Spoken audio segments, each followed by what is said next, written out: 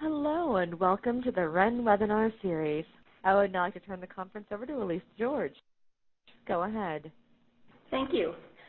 Welcome everyone to this webinar series that has been developed on behalf of IEA Wind Task 34, also known as WREN, which is working together to resolve environmental effects of wind energy.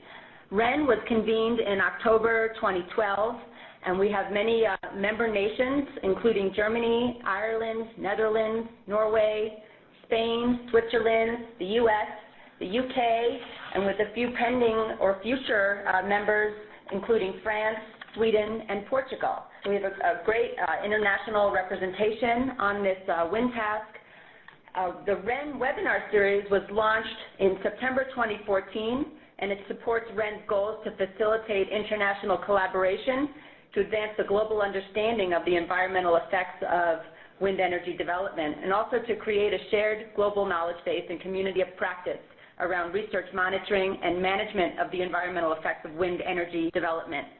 My name is Elise George, and I'm with the National Renewable Energy Laboratory, and I'm helping to lead this webinar effort on behalf of WREN, and also facilitating this webinar series, and on the line, who you'll hear from later, is Luke Hanna and Jonathan Whiting from the Pacific Northwest National Laboratory.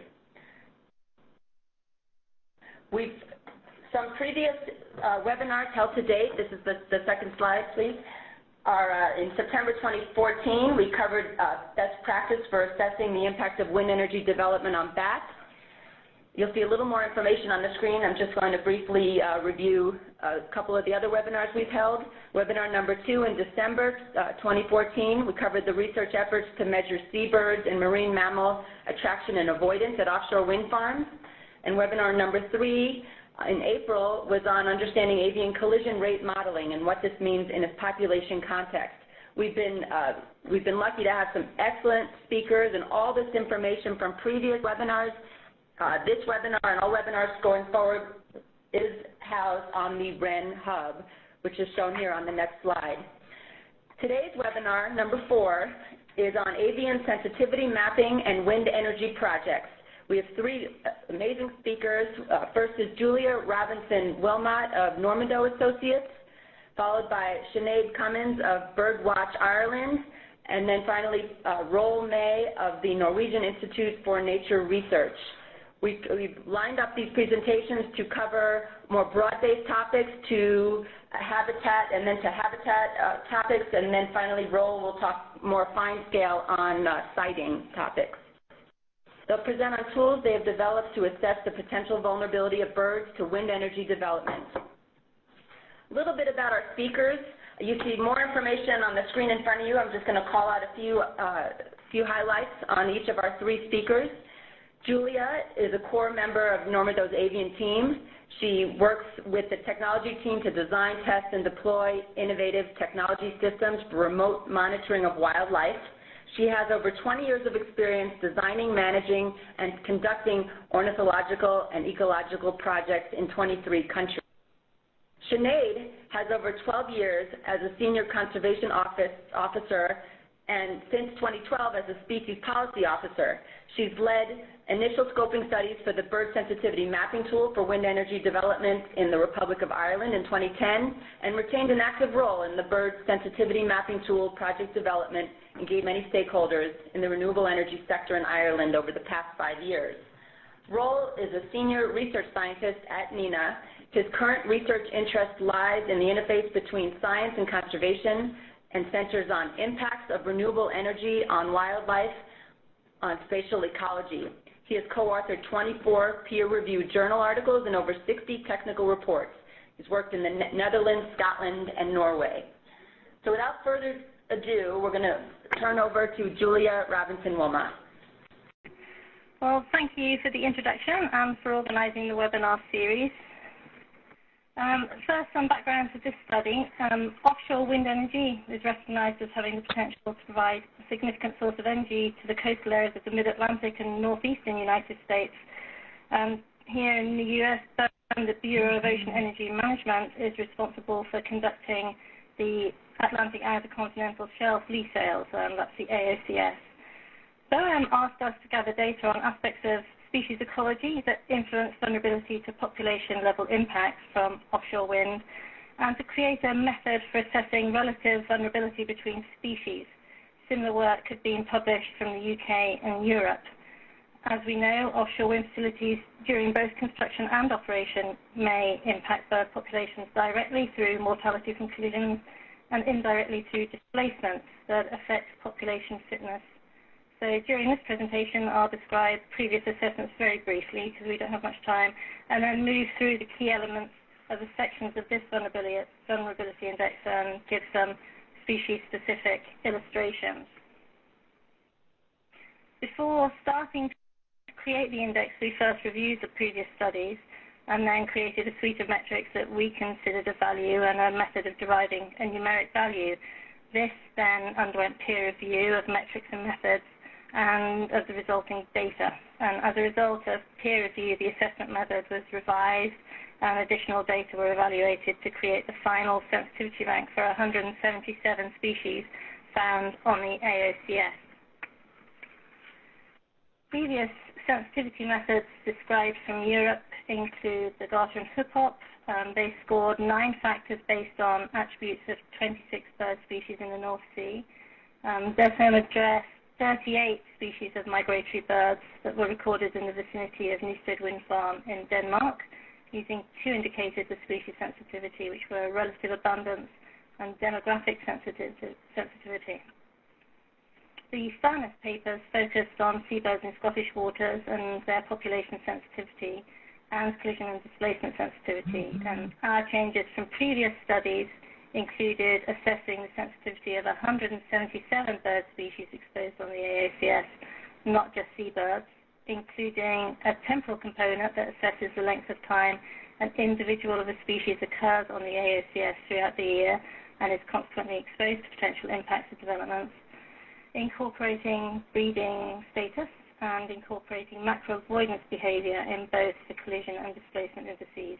We also included uncertainty measures in our vulnerability assessments to represent either a lack of data, of which there was a lot, or data containing conflicting information.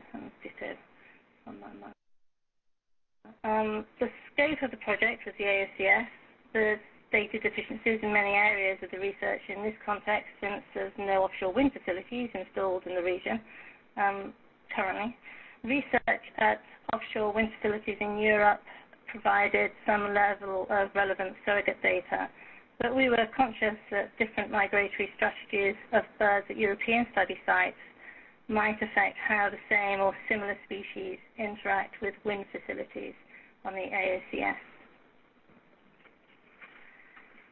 Reviewers were included from the Bureau of Ocean Energy Management, the U.S. Fish and Wildlife Service, and the U.S. Geological Survey, and we had 3 contributors from Europe with a wealth of experience of offshore wind and regulatory processes there, and knowledge of some of the issues now facing offshore wind, particularly in the UK. These contributors were Mark Rayfish from ATEM Limited, Bob Finesse of MacArthur Green, and Chris Saxberg from the BTO. Our team from Normandy included Greg Forsey and Adam Kent. As the Farness papers did, use the same 3 suites of metrics: the population sensitivity, collision sensitivity, and displacement sensitivity. Population sensitivity is needed to discriminate among widespread and common bird species where effects of collision and displacement would have a minimal impact on population dynamics, and the more restricted range species with smaller populations where such effects might have a much more significant impact. Collision sensitivity measures were the likelihood of the direct loss of an individual, and it's affected by various behavioral traits, some of which were described in the third WREN webinar. And finally, displacement sensitivity reflects the extent to which birds are displaced from foraging grounds during construction and operation of a wind facility. This displacement has complex and indirect pathways for noticeably impacting some bird species. Displacement potentially has fitness consequences, changing survival likelihood over the long term and reducing future reproductive output. This is through energy expenditure caused by relocation of foraging grounds or in the effort expended to get prey in less profitable areas.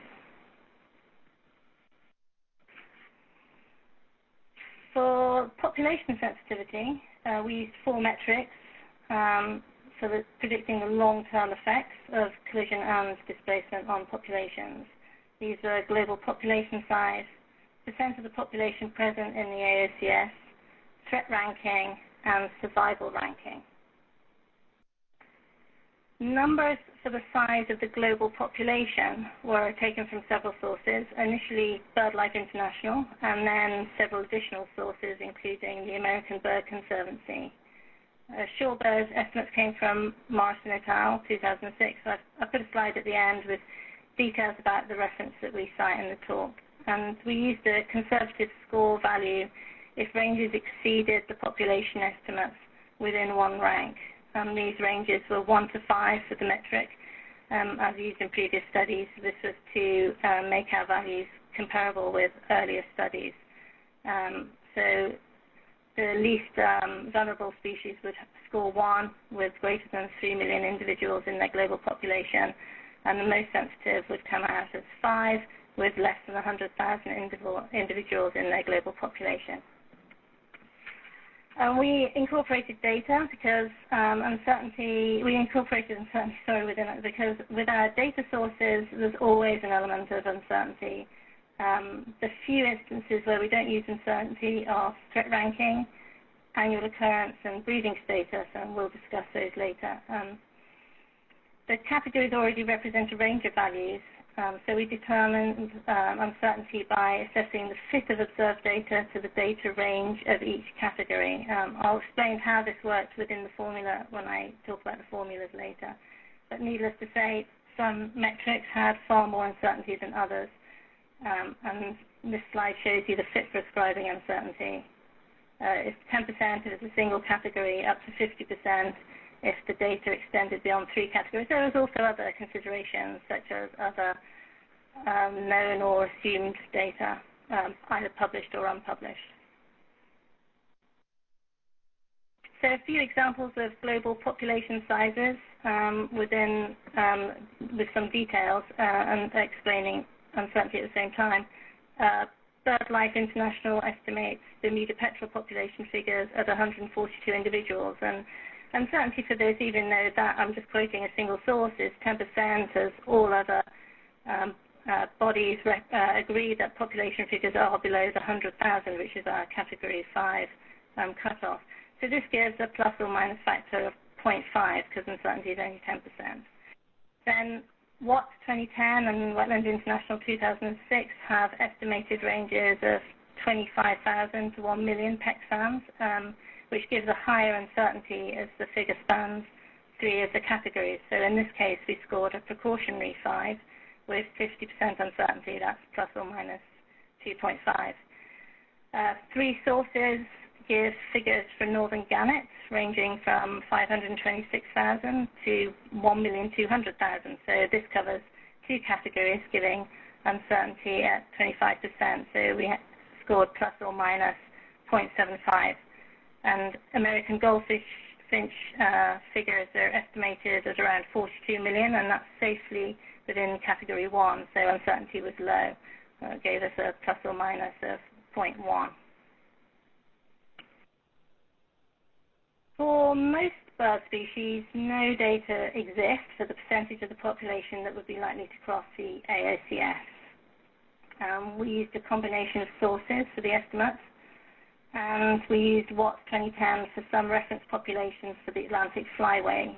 We also used the Citizen Science eBird project range maps from different times of year to very roughly estimate migratory pathways for birds.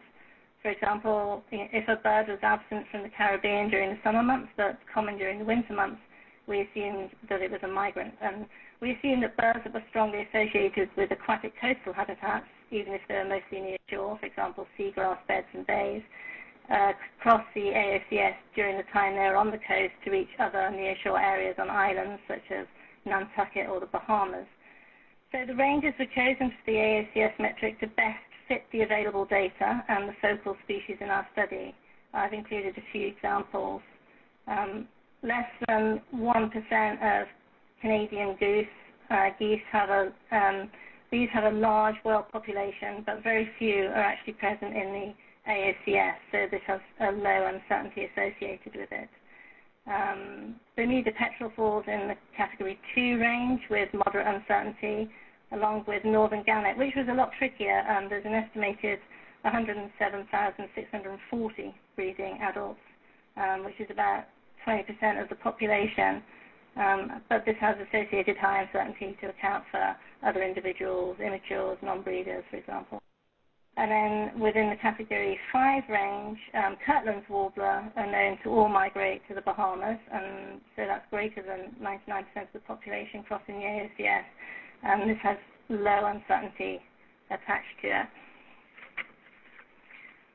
For threat ranking, this mercifully has no uncertainty. For ranking threat status, we use the International Union for Conservation of Nature and the U.S. Fish and Wildlife Service threat status.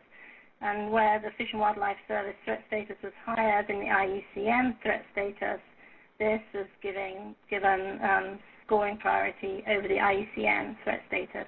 So I've put up a few examples. Black-capped petrel, for example, is IUCN endangered and under threatened and endangered review for the Fish and Wildlife Service. And high threat status also includes Kirtland's warbler, which is Fish and Wildlife Service endangered, and Bermuda petrel, which is both IUCN endangered and Fish and Wildlife Service endangered.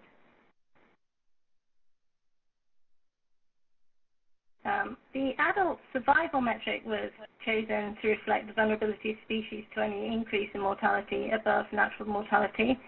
Added mortality of adult birds with high natural survival rates and corresponding low productivity has a greater impact on population dynamics than added mortality to populations with low survival rates. That's generally accepted in several sources.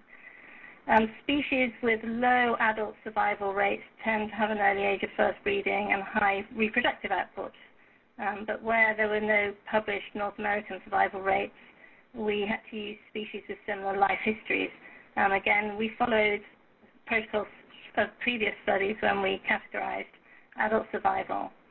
A couple of examples, brown pelican, the survival rates of brown pelican range from 0.85 to 0.88, and that's from 7 reference sources.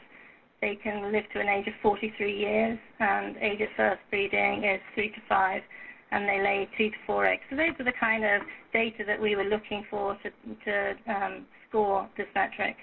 The study of the Bermuda petrel shows a 98% survival rate. There's no data on how long they live, but age at first breeding is 7, and the number of eggs between 1 and 3.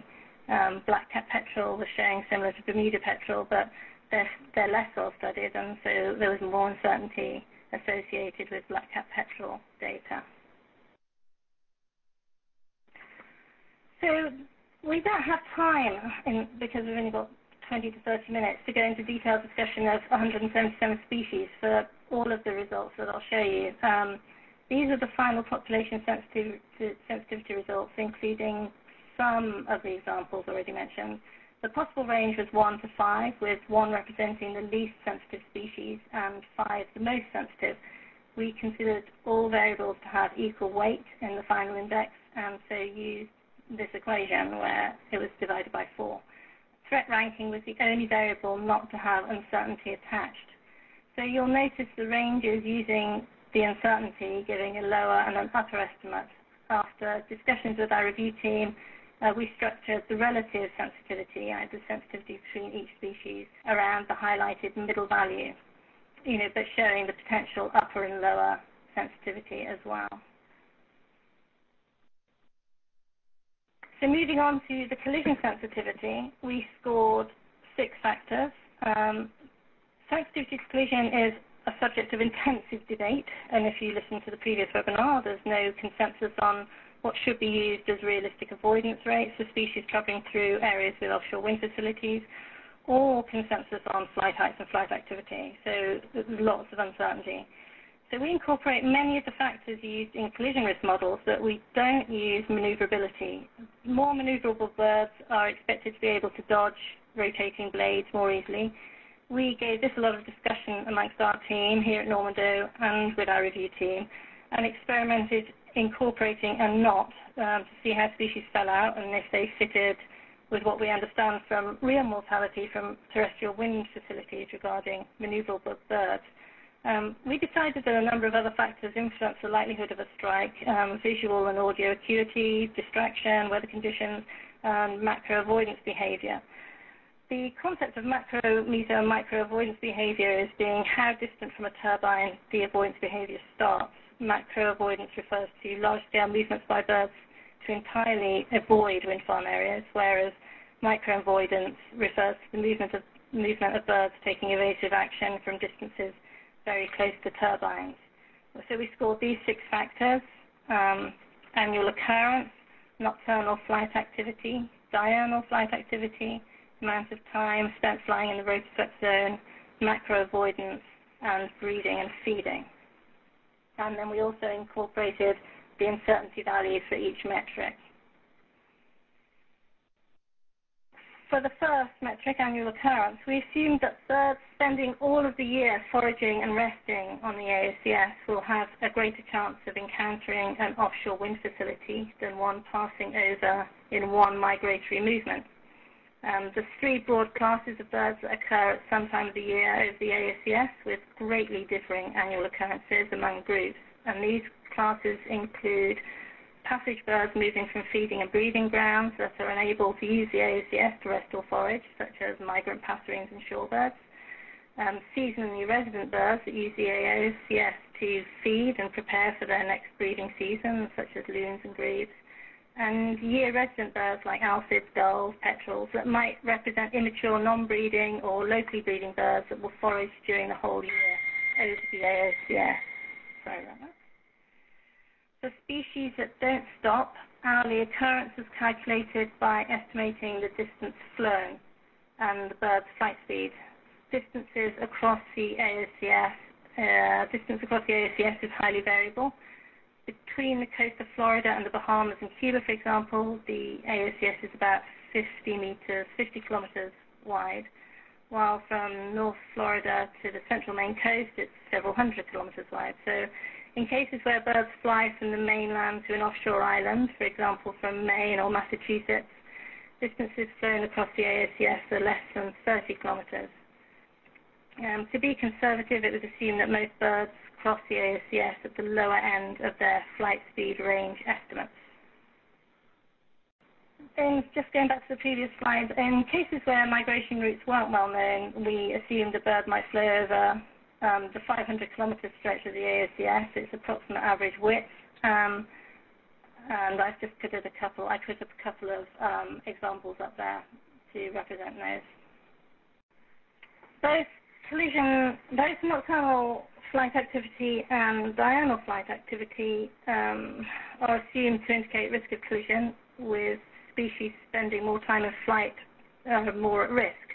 Land birds and shorebirds crossing the ocean, for example, spend their time in continuous flight during both the day and the night. Phalaropes are an exception to this, they can rest. Other flight activity information came from multiple sources, often had to be inferred from other information, like behavior, foraging, any information that we could gather. And many data were imprecise or incomplete. So we have some seabird GPS logger data available. The range of values for both the nocturnal and diurnal flight ranking was chosen because they represent equal intervals from 0 to 100%. And I've put up a couple of examples for you along with the ranges that we used. The bridle tern spend a lot of time in flight. Great cormorant, very little time in flight. The amount of time spent in the rotor swept zone reflects how vulnerable birds are to collisions with turbine blades. Due to the shortage of data available on flight heights of birds over the ocean and the variability of available estimates, flight height categories were really broad and the levels of uncertainty were really high. 3 categories were chosen based on natural groupings, and these were often coincident with taxonomic limits. In general, the literature shows most songbirds spend very little time, much less than 5%, flying in the rotor swept zone when they're over the ocean once they're about 5 kilometers or more from land. Many sea ducks, especially scoters, spend approximately 5% or more.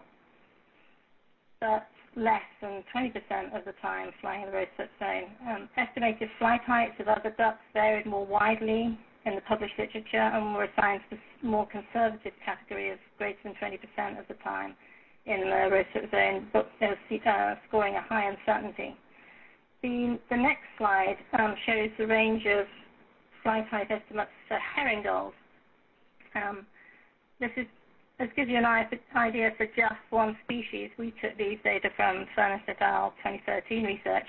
The range here is from 5 to 84% of the time in the road-swept zone. So boat-based data do have attraction and repulsion issues associated with them. Our teaming partners, APEM, based in the UK, have data showing a comparison between high-altitude aerial surveys and boat-based surveys, and they show that far more birds sitting rather than flying were recorded from the high-altitude surveys. So in general, we need more data collected by similar non-invasive survey platforms to get a better idea of flight activity and flight height. Moving on to macro avoidance, published data for macro avoidance are limited, and those data that are available may vary by up to 75% depending on turbine specification. And we decided to use only macro avoidance data because of the micro avoidance limitation. Long-term post-construction collision monitoring, data gathering and interpretation, such as the efforts of the Crickfield et al. Papers over the years at Egmont and C, are the only means to really fill the gaps in our knowledge of avoidance rates. So we used these data and compared them with other studies, such as those from Horns, Rev and Newstead for the analysis. And some examples of our scoring are shown on this slide. There's no data available for avoidance rates for species such as brown pelican, so for those species we stuck to a precautionary approach and applied a maximum uncertainty. Some species potentially breed near and forage in the AOCS to feed young, so the loss of a breeding adult has an impact on the dependent offspring. So we incorporated some of this impact into the assessment method. We reviewed species' likelihood of nesting in proximity to the AOCS and used that score as a multiplier. So just to give you an idea of some of the results, first of all, the metric was chosen because annual occurrence represents a weight for collision sensitivity, with birds occurring more in the AOCS being more likely to collide with turbines. The sum of nocturnal and diurnal flight ranking divided by the amount of time in the rotor-swept zone represents the ratio of flight activity to the amount of time spent in the rotor-swept zone. The macro avoidance score and breeding and feeding score are also weights in the equation due to their influence on collision sensitivity. Final collision scores were calculated by multiplying the population sensitivity score by the collision sensitivity score, multiplying the lower and upper ranges of the population sensitivity by the lower and upper ranges of the collision sensitivity. And then this step accounts for the overall impact of collisions by considering, not only the environmental factors influencing collision, but also the implications of mortality for the population. The higher number represents a higher sensitivity. So the possible range was over 4 million and down to 2. In our report, these results were then scaled 0 to 10. With herring gull being 10. But I haven't included that ranking here. If you use the potential maximum figure that any species could have, which was over 4 million, and scale that to herring gull at 483,000, herring gull would have scored 1, and most of the other species less than 1. So for this presentation, the ranking is based on species order of sensitivity. That's 1 to 77. Again, there's no time to fully discuss these results. Moving on to displacement sensitivity, several factors affect the sensitivity to displacement. Some species have more restricted feeding niches and more often affected by shifts in food distribution and the consequent loss of habitat. Some are more prone to avoid boat and helicopter traffic and the wind facility structures themselves. And some have more dependence on long-term foraging in the AOCS. So we considered 5 factors to be important for the sensitivity to displacement. The degree of influence that boat and helicopter traffic is known to have on a bird. Habitat flexibility, that's a habitat generalist versus a habitat specialist. macro avoidance of a wind facility, annual occurrence in the AOCS, breeding and feeding in the AOCS, and then, of course, the uncertainty value for all within the metric except for the annual occurrence. Bird species show varying reactions to offshore wind facilities in the ship and helicopter traffic that occurs during the maintenance of the turbines. So birds that show strong escape and avoidance reactions to traffic, fleeing great distances, are more likely to have foraging and resting activity impacts from increased traffic during maintenance operations. So the reaction distance and fleeing distance vary by species, with loons exhibiting very different sensitivity to boat traffic compared to species such as white-tailed tropic birds, which can be attracted to boat traffic. The range of habitats used by species in the AOCS varies. Some species showing habitat-specific feeding requirements, such as shallow banks with bivalve communities, which are necessary for species such as black scoter and common eider. Other species forage over large areas and have little or no association with any particular habitat, and those species include gulls and petrels, where preyability is contingent upon non-uniform ocean conditions such as changing currents, sargassum distribution, water temperature. While locations such as upwellings are known to have high concentrations of seabirds, a loss of seabird distribution is unpredictable. Migrant land birds won't be foraging over the ocean and therefore have no association with a particular habitat, and that meant that all migrant land birds basically score a 0 for displacement. The rest of the metrics we used in the collision sensitivity were macro avoidance, annual occurrence, breeding and feeding. They were all used in the collision sensitivity with one slight difference. The macro avoidance score is here the inverse of collision. In collision, the high avoidance rate reduces the risk of collision, but here, high avoidance rate increases the risk of displacement. So otherwise, I'm not going to talk about those metrics anymore because they were covered. So looking at some results, to explain the metric, first of all, the macro avoidance acts in the same way as disturbance, driving birds for an area in which they could potentially be resting or feeding. And consequently, we believe that both have equal weight in terms of driving displacement. However, the ability to feed on multiple food sources and multiple habitat types means that some species are more or less affected by displacement. And as we said, generalist feeders are less likely to encounter a lack of food resources than those with more specific food requirements. So for this reason, we believe that habitat flexibility is a very important factor. In the same way as the amount of time spent over the AOCS increases the chances of collision, the amount of time spent in the AOCS also increases the potential long-term effects of food and rest deprival caused by displacement, possibly contributing to increased mortality risk. So it seemed important to differentiate also between the adults that were foraging only for themselves and those foraging for dependent chicks, where the potential for mortality will affect the health and potential mortality of both adults and chicks. So many of our focal species, as mentioned previously, only cross the AOCS during migration. They're not breeding and feeding. And for these species, we calculated a 0 displacement score. So out of all of our 177 species for displacement sensitivity, only 69 of our focal species have a non-zero score. The maximum possible score was 1,204,500. And our middle range maximum score was for black gilly mottet. As promised, these are the reference material.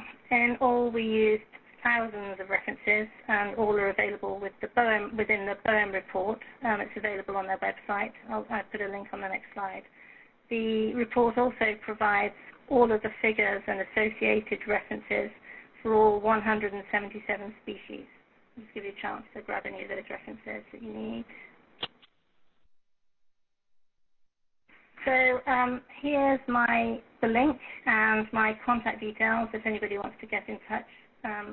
Thanks for your time, and I think I'll hand you over to Sinead now.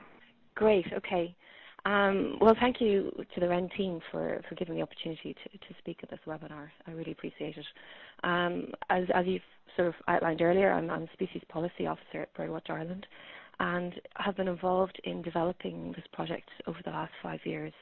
In terms of how the presentation will be structured, I'm going to talk a little bit about the process in terms of how the project came about, and also just a little bit on technical aspects. Now, I didn't necessarily leave out, so a lot of the sort of more detail is given in links which will be in the presentation to the full guidance document, which is available online. And then I'll talk a little bit about some of the outcomes of the project. So this overview is just going through just what I outlined there. Okay, so just a little bit about Birdwatch Ireland first. We are a BirdLife partner with over 15,000 members, and we're pretty active in terms of research and monitoring, but also in the fields of education, policy and advocacy. In terms of our position on wind energy, we're very much supportive of renewable energies, particularly in terms of meeting our target to move away from fossil fuel consumption towards more renewable energies. But in terms of sensitivity mapping, it has been recognised by the European Union that wildlife sensitivity maps can help avoid potential conflicts, particularly in relation to provisions under the Birds and Habitats Directive. Sensitivity mapping is a tool which can provide support to enable wind energy developers and regulators to foresee and address potential conflict. In this way, sensitivity mapping facilitates developers and regulators to identify best areas for wind energy development and deployment, and can then thus help achieve various member states in terms of meeting renewable energy targets. In terms of the background to how this project came about, there was a European Court of Justice case against Ireland back in 2007, where Ireland was found guilty of failing to properly transpose and implement our obligations under the Natura directives. A key issue which was highlighted by the European Court was the lack of coherent strategy for the protection, particularly of priority migratory and dispersed bird species in the wider countryside. So on the back of the judgment, Birdwatch Ireland led in developing a number of group action plans for birds in Ireland. And these really provide the framework to help address aspects of the case against us. Stakeholder input was vital, and support is key really from stakeholders to implement the actions outlined in the plans and progress addressing aspects of the case and the judgment. I think one of the key cross-cutting priorities that came out of the action plans was the need to develop ecologically sound land use planning strategies, particularly spatial tools such as bird sensitivity mapping. So on the back of that, Birdwatch Ireland led on getting support and funding to develop bird sensitivity mapping in Ireland, in particular in relation to addressing the rollout of renewable energy. So what is sensitivity mapping? Well, it's a means to achieving our renewable energy targets without adversely impacting on our obligations under the European Union directives, nature directives. It also provides a measured spatial indication of where protected species are and are likely to be perturbed by change. But what it does not do is it does not create no-go areas, and it's not necessarily indicative of species presence or absence. As highlighted earlier in the earlier presentation, there are a lot of data gaps out there. So while we have good information for some species, for many there are gaps there, and we need to be mindful of those and highlight those in any tool. And in terms of the creation of the map, it's using existing data. I think one of the most important things to flag is that stakeholder involvement. Very early on in the development of this project, we got stakeholders from both industry, from government agencies, and in terms of achieving a better buy-in and sign-up to the tool, I think that was a really important aspect of the project. But in terms of caveats of the two, I think it's important at this point to point out that it's certainly not a replacement to any official Avian survey or any planning-related assessments such as environmental impact assessment, strategic environmental assessments. And the current tool is only specific to wind energy developments and birds. So moving on, in terms of potential impacts of wind energy on birds, our previous speaker has outlined many of these already, so I'll be brief. But I think when everyone thinks about potential impacts, collision is probably the first that springs to mind. And certainly some species groups, such as raptors, are potentially more susceptible to collision risk than others. We've also got issues with regards to displacement and disturbance. Species groups such as geese and shorebirds and wintering waterfowl tend to be more sensitive to displacement and disturbance. And then, of course, you've got habitat loss and change as a result of the installation of the turbines themselves. And finally, barrier effects. So particularly if wind farms are inappropriately located, it can act as a block between flight corridors for either migratory species or the species which are moving between roosting and feeding areas. And another consideration, of course, can be time of year. So as has been shown in some studies, species can be more affected by wind turbines, for example, during the breeding season than they may be necessarily during wintering periods. So in terms of the starting point for the Irish mapping tool, we conducted a review of existing information that was out there from various member states within the EU and also wider than that. And this table here sort of gives a brief sort of overview of that summary. I think one of the first maps that was developed was in Scotland, and it looked at 18 species of conservation concern. Also in England, followed suit with looking at 12 species of conservation concern. And then in South Africa, which was a more recent tool, which has been developed, looking at 105 species. In terms of the resolution, which is looked at, it depends largely, I suppose, in terms of individual countries and size. So the smaller countries who tend to have information at a finer scale tend to use a resolution of a 1 kilometre square, and then the larger countries where you've got huge extensive territory tend to have a coarser resolution in terms of the mapping tools. So these are just some visual examples of final tools in other countries. As you can see, there are a number of different approaches taken in terms of cartography. And at the outset, we were very sort of keen to identify sort of the best avenues in terms of developing this aspect of the tool, because especially in terms of achieving buy-in from stakeholders, particularly in the wind energy industry, it was considered that sort of traffic light colours might not be the best route to go down. There's also issues with relation to accessibility and potential, colour blindness. So all of these variables were taken into account in development of the Irish tool. And then in terms of the actual rating, so in terms of sensitivity rating, different approaches taken. In the UK, they used a sort of a high and a medium and an unknown rating.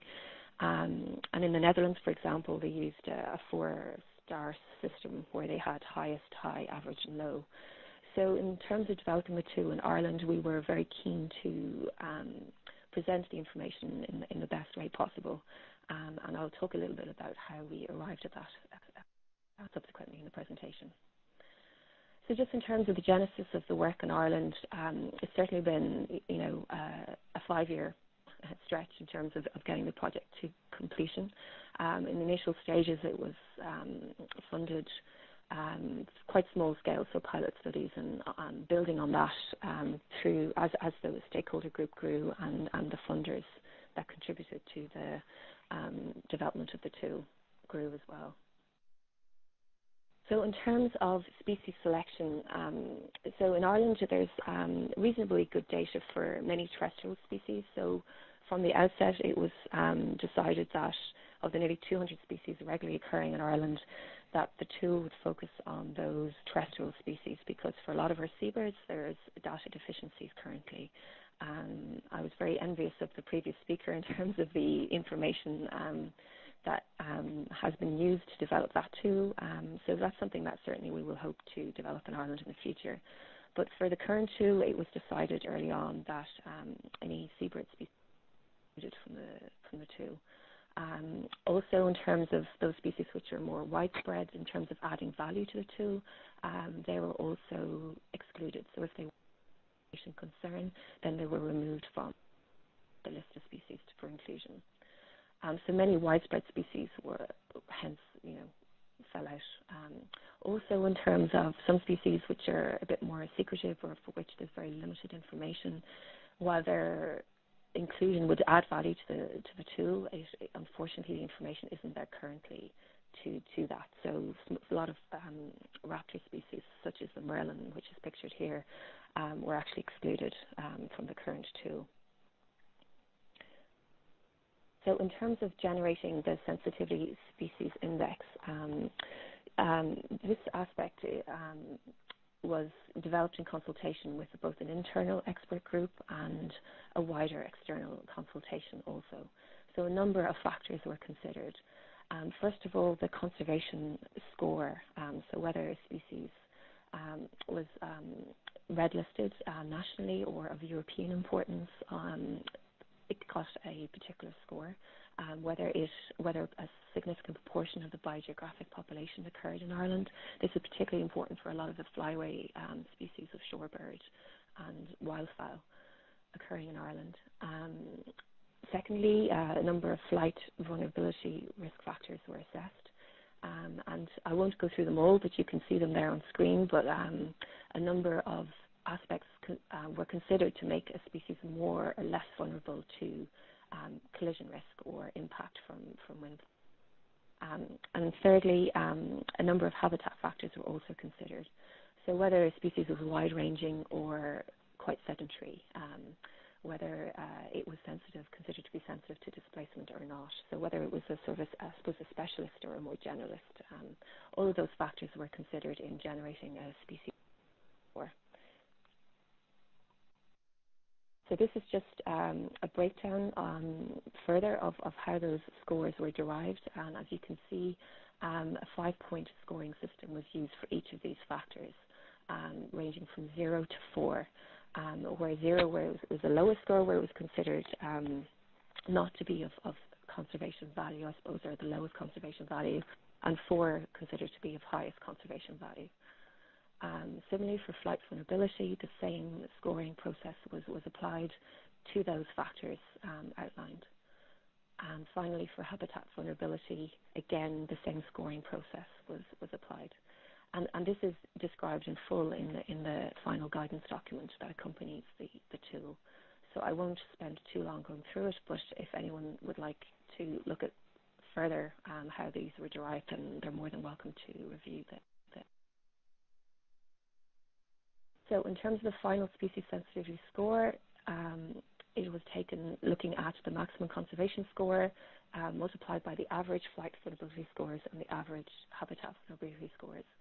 And the reason for this was that a lot of the factors within the flight vulnerability scores and the habitat vulnerability scores are considered to be quite collinear.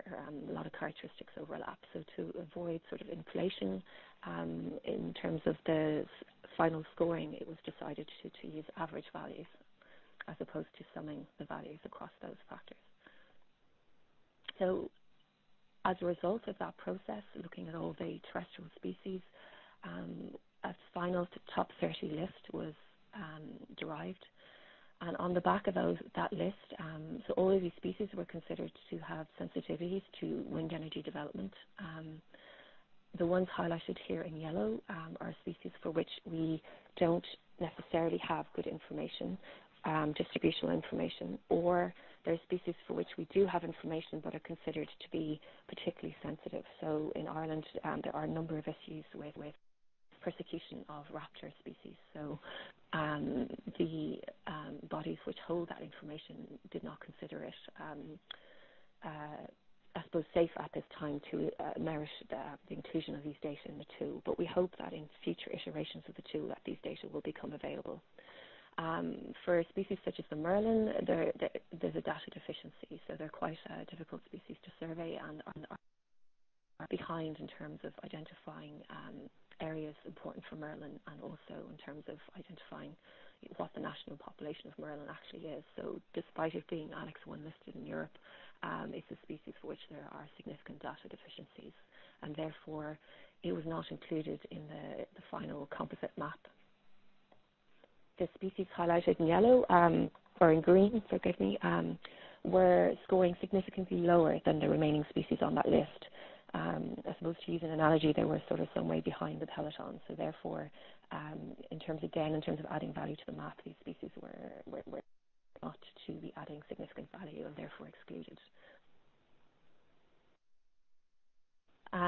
As discussed by the previous speaker, a number of factors in relation to determining sensitivity are more subjective in nature. So when you look at flight vulnerability, the following factors, flight maneuverability, soaring, height, ranging behavior and aerial displays. A lot of the literature published is either in grey literature or unpublished, so a very important part of the development of the tool was consultation. Again, also looking at some of the habitat vulnerability factors. Some of these are quite subjective in nature, so the external consultation process was really important, gaining sort of validation for the scoring process and identifying the gaps that are there. So this screen grab here is just showing you one of the worksheets that was circulated to the external consultees, and as you can see, it goes through the list of species and identifies for this particular factor, which is site fidelity, the current scoring as determined by the internal working group, and whether they consider that scoring to be valid or not. And if they did not, then they could change it by comments on why they considered it to be inappropriate. So that process was quite lengthy, but I think incredibly valuable for strengthening the supporting evidence for the final scoring of the tool. So in terms of how the tool was finally represented, data came in for species in a number, I suppose, of different ways. For some species, we had specific nesting site information. For example, for hen harrier, which is a breeding raptor in Ireland, we had specific nest locations.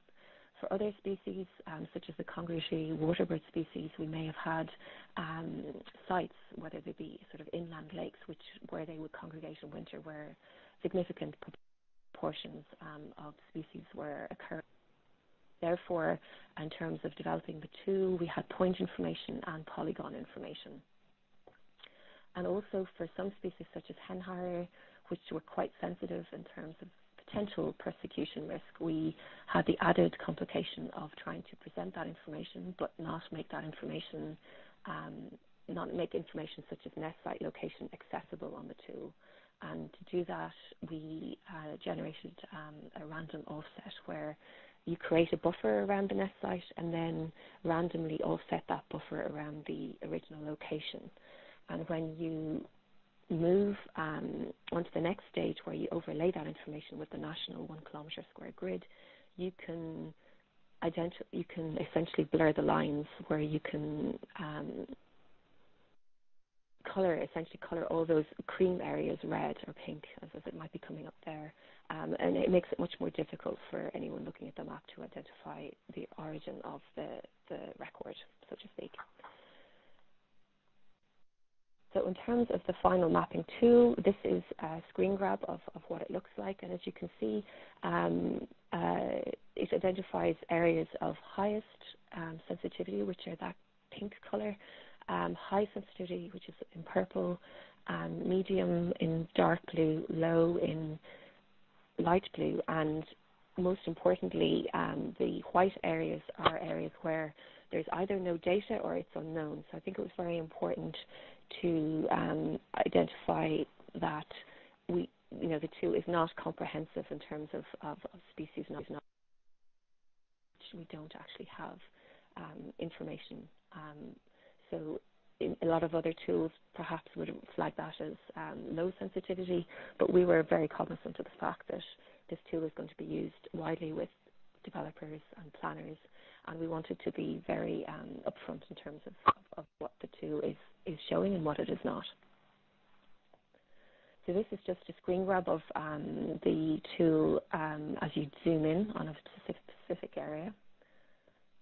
And again, as you zoom in further, so if you click on an individual 1 kilometre square, you can generate the scoring, or it will identify the scoring that was used to underpin that 1 kilometre square. So the species that occur there and the individual scoring for those species. Furthermore, as you click on the individual species bird clip, you can actually bring you to an individual guidance for that species, which will go through its ecology, life history, and what attributes make that particular species sensitive to developments. And that was a very important component of the development of the tool, particularly considering that a lot of the people, the end users that will be using the tool, are not necessarily ecologists. So it was very important to have that information readily available to them. And the map is now available as an online tool on a number of national websites. In Ireland, we have a National Biodiversity Data Centre, which is sort of a central repository for a lot of information on various species groups, both plant and animal, and it's sort of a one-stop shop for a lot of this information. But it's also available on a number of other departmental websites, government departmental websites. So this clip is just showing you, for an individual species, what will come up when you click on the link. So here we have an example for grey-lag goose. Just gives you a brief summary of its conservation status, its ability, attributes. And then if you see down at the bottom, there's an actual link to a full guidance document, and also brings you straight to that detailed information on that species within the guidance doc. So all of this is interactive on the online tool. And in terms of the end product, we produced also a hard copy of the guidance document, which we distributed to key stakeholders, which is a really useful reference and point to how to use the tool. So this is just the final tool as it would be if you logged in online, how it would present itself. And this is the zoomed in version of the tool. So you can see there the purple areas of high sensitivity, and the dark blue are areas of medium sensitivity. I think in terms of sort of the next steps for the tool, it's all very well creating these tools, but if they're not used by the industry, then you're sort of failing in terms of your objectives of trying to see these spatial planning tools implemented. So early on in the project development, I think there was recognition from stakeholders and supporters that a rollout of comprehensive training was essential to ensure the tool was used appropriately. So through last winter and spring, we rolled out successfully training to 27 of 31 local authorities in the Republic of Ireland. And so that's essentially all the local authorities where they would be developing local development plan and wind energy strategies. The only local authorities which did not participate were those urban authorities where renewable energy won't figure in their plans. And it was really successful. I think the sessions included a seminar on the tool's development and a hands-on demonstration of the online functionality. In addition, all participants were provided with the necessary shape files or REST service endpoint, so they could actually integrate the final mapping tool onto their in-house systems. So you can see here on this slide how the tool has been integrated into various local authorities, planning, GIS tools. And also in terms of industry, a number of developers have also incorporated the tool into their in-house GIS platforms. So just in terms of sort of wider awareness, it's a really important component of the project, was to get the information out there. We've had a number of avenues in which to do that. So obviously through our own members magazine, but also through national media and TV programming. So we were very fortunate to be involved in a number of media, national media, both TV and print. So that was early on this year, prior to the official launch of the tool, which was in March 2015. Furthermore, Birdwatch Ireland are very active in terms of submissions on wildlife spatial planning, and in terms of upcoming conferences, there's an upcoming conference in Cambridge this September actually, which will be presenting the findings of the tool at as well. So we're very sort of excited about the next steps for the tool and for the follow-on. I think I'm very interested in the first speaker's presentation, because certainly for Ireland, there is huge potential for not just wind energy offshore, but also wave and tidal. And there are a number of test sites, particularly off the west coast at the moment. So in terms of rolling out offshore renewable energies, we know that is very much in the programme of government. So we are hoping to collect the information necessary to develop an offshore sensitivity mapping tool for seabirds and wintering water birds. So that's sort of the next steps for us, but it's very much probably going to take a number of years given the data gaps that are there. Finally, I'd just like to thank everyone for listening, and thanks to our supporters without whom this project wouldn't have come to fruition. Thank you very much. Yes, I'm Roel May, and I'm going to present something which is even more down to earth, you could say. I think we've been going from Julia and a more population level assessment to habitat-based, and now we're going to micrositing of turbines. And this is work done together with my colleague Frank Hansen. Just to start, this work has been done as part of a larger project called INTACT, Innovative Tools to Reduce Avian Collisions with Wind Turbines, which is funded by a consortium of different industry partners, ourselves, and also the Research Council. Now, the main objective for the entire project is to develop different measures and procedures to reduce the risk of bird and wind turbine collisions, and also to test those measures specifically at the smaller wind power plants.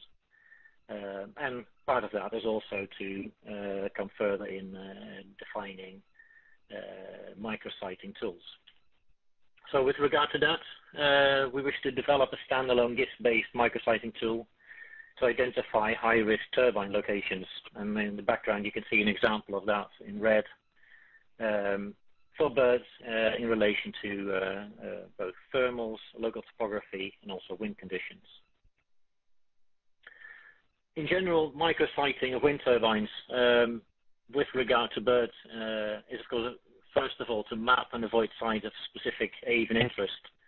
Sinead has also showed how that can be done on various levels using the data available of where birds are. But also in cases where you don't have precise data on where birds are, you can have predictions where birds may be given the habitat around them, and so minimize bird turbine collision risk in a pre-construction siting situation. And this also enhances the socio-economic effectiveness, so reduces conflicts with society if you do it in the proper way. And not least, also reduces uncertainty with regard to decision making, and also helps in adaptive management approaches.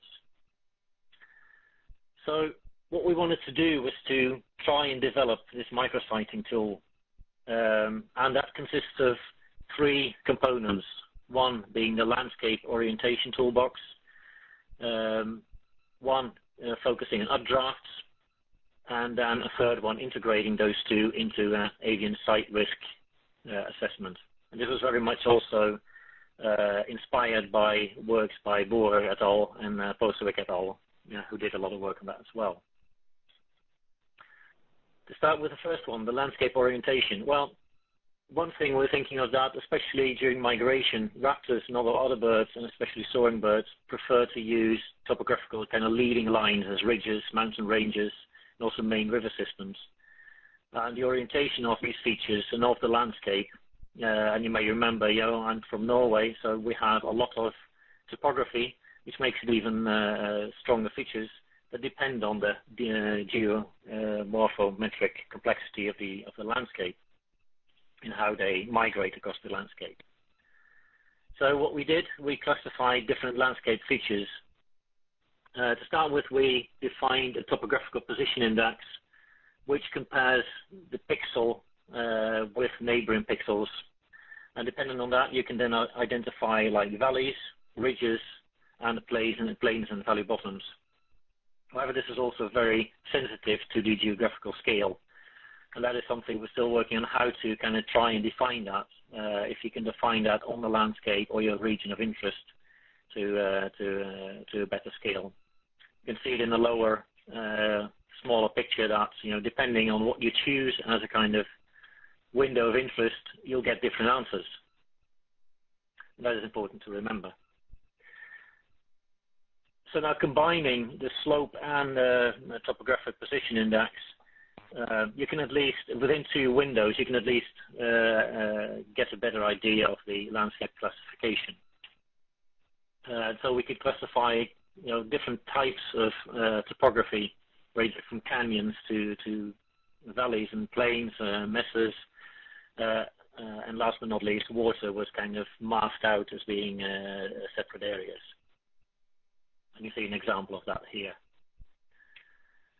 Now, what the tool does based on these kind of topographic features is to estimate the azimuthal angle of the ridges and mountain features and of rivers, so both the highest areas of the landscape and the lowest parts of the area. And then look at that also from the point of view, how much is that related to the main migratory direction. This, of course, also very much dependent on what the feature looks like. If it is, very irregular and not has a very clear linear shape, then of course it's very difficult to calculate its azimuthal angle. So we assessed the minimum bounding geometry, for each landscape feature. You can see that on the map. You can see that some are rather kind of round or square, and others are much more linear in a sense. So we removed the ones which were considered non-linear, and then based on that we calculated kind of northerners index, because that's the main migratory direction in Norway, from north to south and then back again. And then you can come up with such a map showing those that are north-south in red and the more on the east-west in green. Now for the hydrological orientation, so the lowest parts of the valley bottoms, we use the Norwegian river database to assess that, and we classify that. They are classified in different orders, going from the smallest upstream parts down to the larger parts, which are given here in zero, or weighted as 0 for the smallest streams, down to red for the largest rivers. They were then buffered and use the distance decay model to kind of visualize how attractive rivers or such systems are for migratory birds, which is shown here. These two parts were then also put into an interface using ArcGIS, and we build everything in Model Builder, so it makes it very flexible and very good to kind of show how things work. And you can have different kind of settings here in this interface to change your settings if required. Then the second part was the updraft estimation. In general, soaring birds are attracted to topography, providing local updrafting winds to subsidize soaring and gliding flight. And often they do not maintain high altitudes all the time, but they conserve energy by using the updrafts and going from updrafts to the next one. And then we can identify at least two types of lifting which we incorporated, which is one thermal updraft, the other one orographic, or based on topography, which is pressing the air upwards.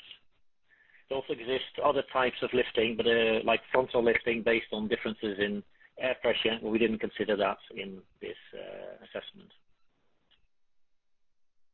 So first, for the orographic updraft model, this is very dependent on the orientation of the actual ridge versus the wind direction. So what it depends on is kind of an orographic updraft coefficient, as it's called, and it's based on slope, the wind direction aspect. And from that, you can then, based on the wind speed, you can calculate the updraft velocity, so how fast is the wind going upwards. And here's an example of that for westerly winds. Now here's an example of that for the Smyrla wind power plants, where we, to kind of for visualization purposes, put it at full storm at 28 meters per second. But that's also to show how, the extremes in a way to get a better and clearer picture out of it. And you can see when zooming in that you can really clearly see those areas that show where you have a lot of updrafts. And this can also then be used to scope potential harmful locations based just on orographic updrafts. If you, for example, choose a set proxy level of updraft velocities, that will create a lot of attraction for birds. And this is shown for the same picture at full storm, that you see those locations which meet that demand. However, this is kind of really simplistic, and I'll come back to that a bit later on, that in reality this is very much based on species-specific updraft requirements and the lift they have and their flight maneuverability. But at least it can provide a proxy for this. So orographic updraft is also put into an interface, a model where you can set the wind direction and the wind speed to calculate it for different situations. Third is in the thermal updraft model. This is kind of a more complicated model and is based on the incoming solar radiation and the part of that which is actually reflected off the surface, which then gives a kind of land surface temperature which is going upwards again into the sky, which creates thermals of different strength.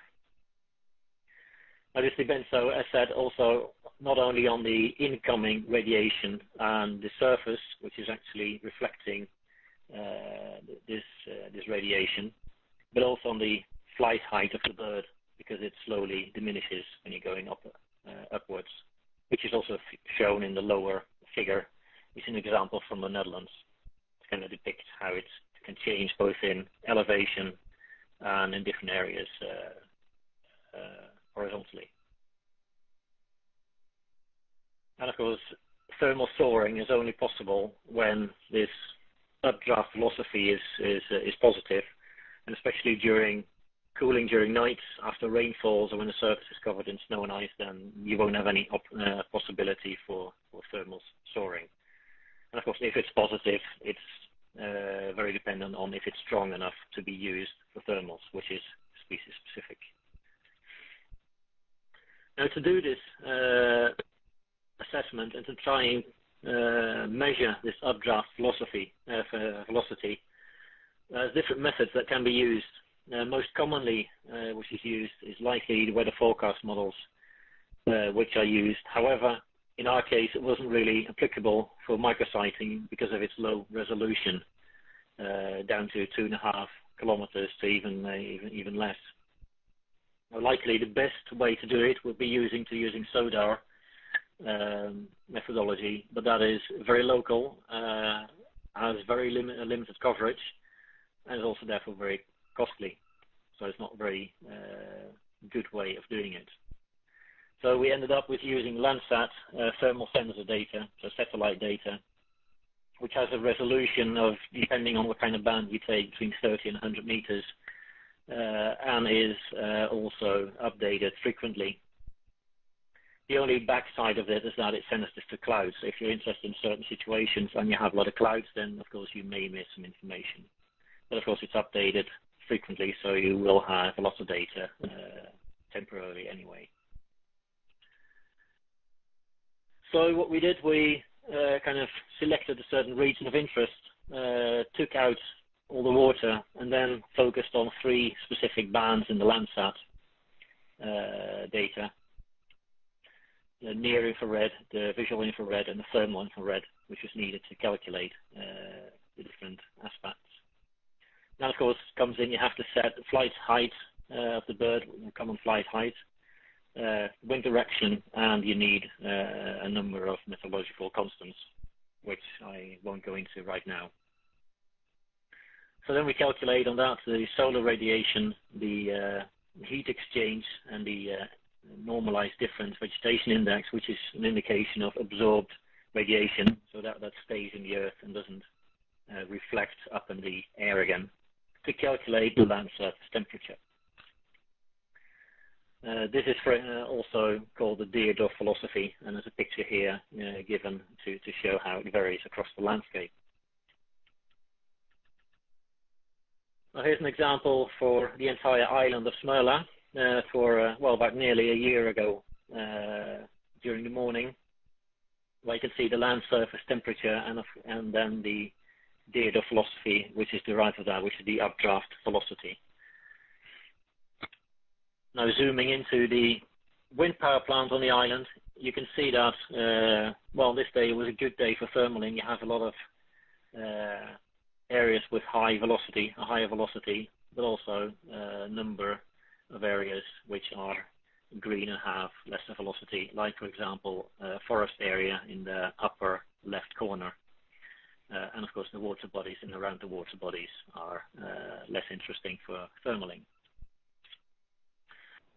As I've mentioned also earlier when talking about the orographic updraft model, that given that birds have different morphology and behavioral characteristics, that influences their flight strategies and the capability to exploit both the orographic and thermal updrafts. So what we did to determine bird-specific requirements for taking advantage of such updrafts, we utilized the flight program which was developed by Pennykuyk in 2008. And that program, among other things, also calculates the minimum sink and the best glide for given bird species. And that defines kind of the minimum and the maximum required thermal updraft speeds needed to avoid sinking downwards. So it gives an indication of what birds actually need to be able to climb up in an updraft. I've given some examples here of what is needed. The first number is the minimum sink, and the second number is the best glide. So for a common gull, black-headed gull, it's rather low, 0.4, 0.5 meters per second, and then they can start using it. Down to 0.6 to 0.7 for white-tailed eagle, which is one of the main collision-prone species at Smøla. Or for the heck of it, I also included willow ptarmigan, which can only start climbing upwards in an updraft if the upward velocity is more than 14 or even over to 16. So there's good reason why they never use thermals. So showing that in the picture in this case, we used a threshold of 0.5 or 0.6 or 0.7 given the different species, and you can see that there's slight differences there. In this given day last year, that there's not much difference between the thermal options for the gulls, kestrels, and white-tailed eagle. Although you can see in the white-tailed eagle and black-headed gull example that, for example, around the forest area and the upper left, that there's more areas becoming less interesting for them to use or impossible to use. But if you go up to a carrion crow, which needs at least 0.9 meters per second to have a best glide thermaling velocity, that a lot of the areas actually go out and are not interesting and not possible for them to use anymore for thermaling. And also this is put into an interface where you can see there's a lot of options that has to be set. There's a lot of different, as I said, also meteorological constants that have to be set. I won't go into that now, but at least it's possible to adjust them if needs be to model that in the best way for different situations locally. Third part is of course the integration of all this information into one kind of avian site risk, and this was derived also from the work done by Postwick et al. In 2013. What they did and what we also employed is that they had the different factors and set different values to that. Like, for example, for orographic updrafts, areas in prevailing wind directions had a high importance, plus or minus 45 degrees had a medium importance, and the rest were not interesting. Thermal updrafts we've now, in this example, I've set it at 0.7, which is the best glide minimum for white-tailed eagles, which are important. Anything less is not interesting for thermaling. Stream distance decay function, so the hydrological orientation, which is those areas that have a high value for birds, and then the medium ones, which are also the smaller streams, and then the lower ones, which are not interesting. And topography, the elevated topography, so the ridges and mesas are important, while the lower parts are less important. So they kind of weighs those in different ways. And then we had one modificator, which is kind of the northerness or the direction of the different factors that was taken into account to kind of, and where the factor was doubled in this sense to kind of take that into account. So how it looked like for orographic, we took the westerly winds as the main wind direction and compared it to the southwesterly winds, northern westerly winds to make those maps, derive the factors from that, so what areas are good in that matter, and can take those together into one orographic updraft map. Then the thermal updraft was calculated in a similar way to indicate which areas are interesting for, in this case, white-tailed eagles. And again, we used the threshold of 0.7 meters per second to kind of indicate those areas which are interesting. River features, those that had a high value or a low value for migratory movements, and indicated here in using the weighting. And topographic features, which are higher features in the landscape, were included as well. These are now set to, these four types are now set at equal weights, but of course you can also use a weighted sum if needs be to weigh certain areas, certain aspects, like for example thermal updrafts or topographic features higher than others if needs be. And then if you do that and take those together, all those four, you'll end up with a map which looks something like this, showing all the different areas which may be interesting for birds. And this is then modified by the orientation modificator to indicate the overall risk, including the orientation in the landscape. Showing here that we normalize those maps to kind of get a kind of value between 0 and 1. And then you can see that this is in the case for the Heathrow power plant, which is on a neighboring island, that most turbines are actually placed on areas which are of intermediate risk for birds, but on the eastern part, there's rove turbines which are on the higher risk sites. Fortunately, we do not have a lot of data on actual collisions at the Heathrow wind power plant. This was done as part of a study where Statkraft wished to extend the Heathrow wind power plant. So we did this assessment to see which kind of features in the landscape would be more or less vulnerable. And this is also put into an interface to where you can set the wind speed, the main wind direction, and take the kind of different directions you'd like to take, and also define flight height so you can calculate it automatically. Now, how can this be implemented? Well, at the moment, this is still ongoing work. We haven't published it anywhere. This is something we will still have to do in the coming year. But in general, what is very important to know that this is, of course, mainly to be done in the design phase, in the pre-construction wind farm design phase. But also, there's options to do this, of course, in repowering, where you have a chance to redesign a park in that time. And that is also to try and minimize the impact as much as possible before actually constructing it. However, it could also be used earlier, and I think that also fits with the presentation given before by Julia and Sinead in the scoping phase. That, where can we expect problems in the landscape before we actually start planning and start doing something.